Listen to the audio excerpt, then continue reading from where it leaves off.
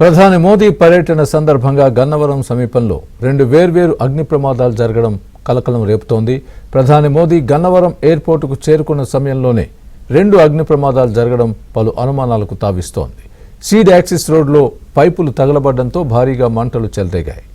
మరోవైపు బుద్ధవరం సమీపంలో కంప, ప్లాస్టిక్ డబ్బాలు తగులబడ్డాయి. అయితే ఇవి ప్రమాదవశాత్తు జరిగాయా, ఎవరైనా తగులబెట్టారా అన్న కోణంలో దర్యాప్తు చేస్తున్నారు.